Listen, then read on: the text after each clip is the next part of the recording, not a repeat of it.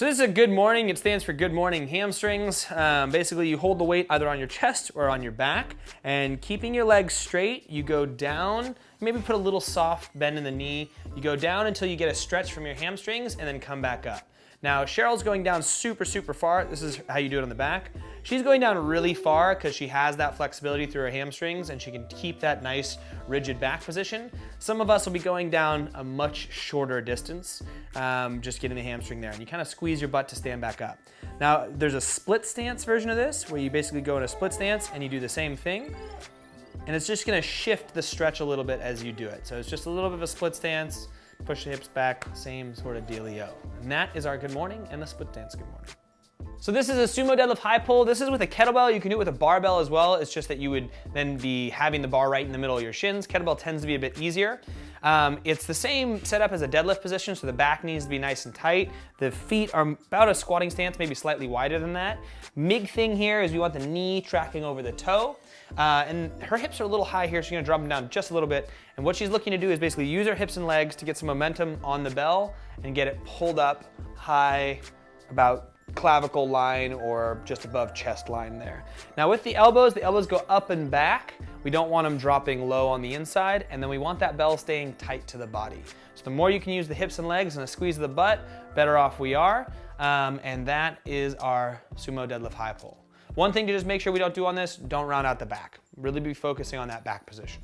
This is a goblet squat, or as I like to call it, a joblet squat, because I like to mispronounce things. Now, you can hold it on either side, like she's doing here, with one hand on each side of the dumbbell, or you can hold it with the dumbbell hanging down like a chalice that you were drinking out of. Picture a goblet in medieval times, and you're doing such. You can also do this with a kettlebell, you can do this with a plate, but it's essentially holding something that's a single object between the chest here. Then from there, you squat all the way down, keeping the same points of performance that you would for a squat, getting the full range, getting the knees tracking, all that fun stuff, but you just hold the object in front of said body. Joblet squat.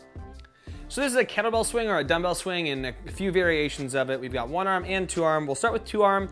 If you can swing a dumbbell, you can swing a kettlebell. It's like if you can dodge a wrench, you can dodge a ball. The idea is you basically hold it, straighten your arms. With a dumbbell, you hold it like she's holding it here, two hands on the inside. And then you put a little bit of a bend in your knees. You let the bell swing between your legs and you pop it up using your hips and legs. This is a Russian version of it, so it goes to about eye level or shoulder level.